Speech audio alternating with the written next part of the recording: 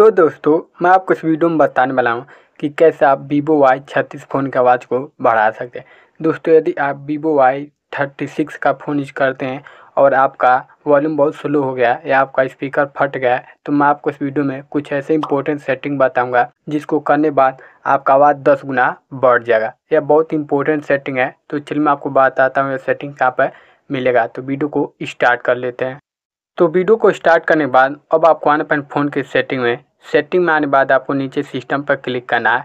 Then आपको यहाँ पर डेवलपर ऑप्शन पर क्लिक कर देना।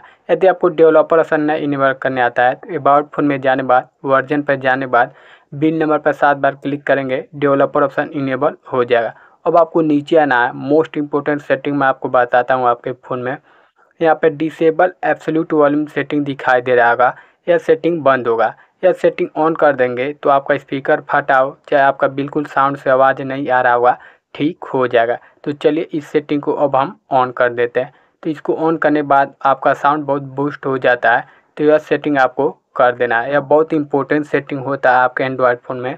तो इस सेटिंग को करने के बाद अब आपको बैक आना है। चलिए दूसरा सेटिंग बताता हूँ। तो ऊपर यहाँ पर सर्च करने का ऑप्शन मिलेगा, आपको सर्च करना है मोनो ऑडियो। उसके बाद आपको इस पर क्लिक कर देना है। यहाँ पर मोनो ऑडियो आपके फ़ोन में बंद होगा, तो आपको मोनो ऑडियो को ऑन कर देना है। इसको ऑन कर देंगे तो आपका Vivo Y36 का आवाज़ 10 गुना बढ़ जाएगा।